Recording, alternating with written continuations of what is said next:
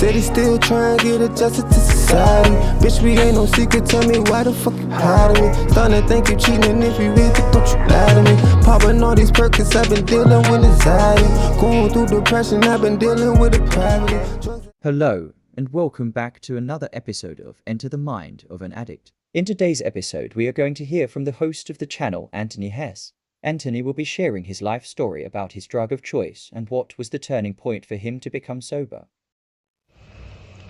So the turning point for me in my life was,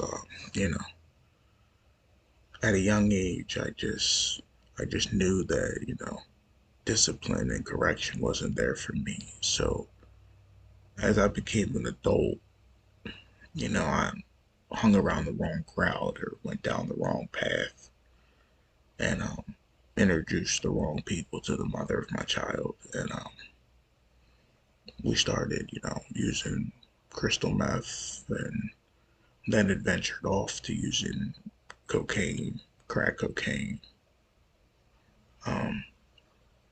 We really weren't, uppers, or we were really more for uppers versus being, downers. But I did indulge in Xanax and, pills and stuff like that, Percocets, but morphine pills, there was a bunch of different things that, I did as a kid and as an adult. But my turning point was, I had to say that I didn't matter anymore. My son comes first. My son matters. So I didn't want to live the life that I was continuing to live. So I decided to take myself to Voices of Hope in Maryland, or Elkton, Maryland, and they sent me to Pyramid Healthcare Inc. at Joppa, and the Joppa location was, amazing. I met my case manager, Jason, and the guy, one of the counselors there, Troy.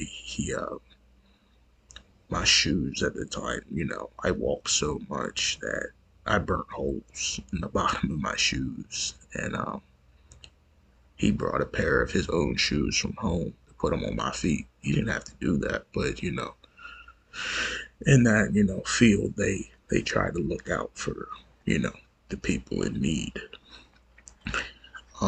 As my stay was there, I unfortunately had to go to University of Maryland UMed hospital because the medication that I was taking for my mental was causing me to have homicidal ideations, and I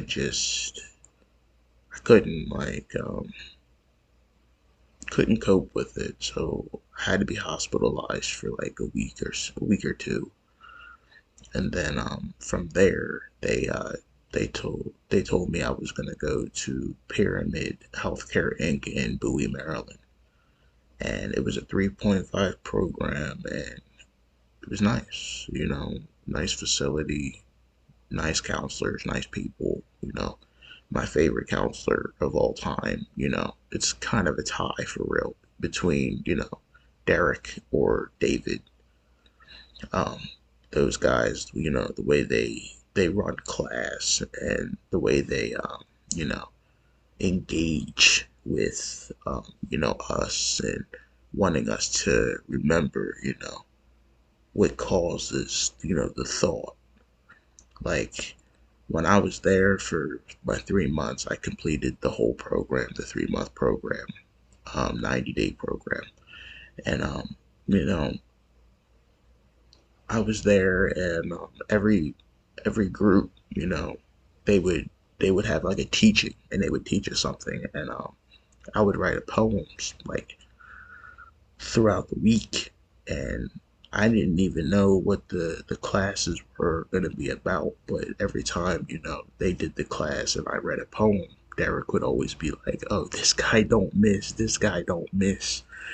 and because my poems were more so spoken word, And I just, I wanted to be, a light that shines brighter than anything.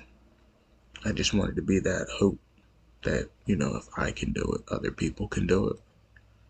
So, the choice is really yours at the end of the day. You have to allow that amygdala in your brain.